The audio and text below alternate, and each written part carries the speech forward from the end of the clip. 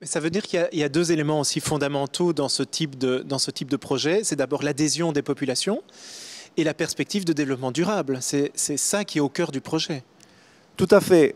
L'adhésion de la communauté, pour moi, c'est non négociable. Si tu n'as pas l'adhésion de la communauté, il y a des grands risques que ça ne marche pas et tout le temps, tu vas te frotter à des animosités ou des contestations. Non, ça, c'est un élément primordial. Si tu l'as obtenu, je dirais que 50% de ton projet, il est fait avant même que la construction commence.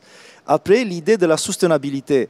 Bien évidemment, quand tu démarres par une friche industrielle, le fait que tu cherches à réparer d'une certaine façon, c'est un premier élément de soutenabilité. Je te donne un exemple.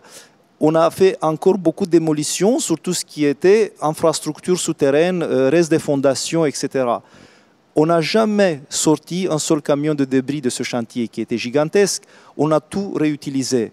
Donc du coup, le chantier de démolition en lui-même, c'était un chantier orienté vers la soutenabilité. Bon, derrière, tout ce qui concerne la construction de bâtiments sur des principes encore plus modernes, nos bâtiments sont labellisés aujourd'hui BREEAM, et donc on est dans une démarche de soutenabilité.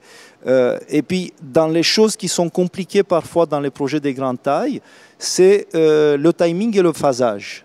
Parce qu'on parlait tout à l'heure de l'opportunité économique. Le même site, la même bonne idée, la même équipe extraordinaire, en 2008, n'aurait pas réussi le même projet parce que le contexte était différent. Donc le timing il est important et puis la capacité à en construire un projet en phase parce qu'on est déjà au bout de la 10e année à Brașov et on a juste touché les 80%. Donc il nous reste 20% à accomplir.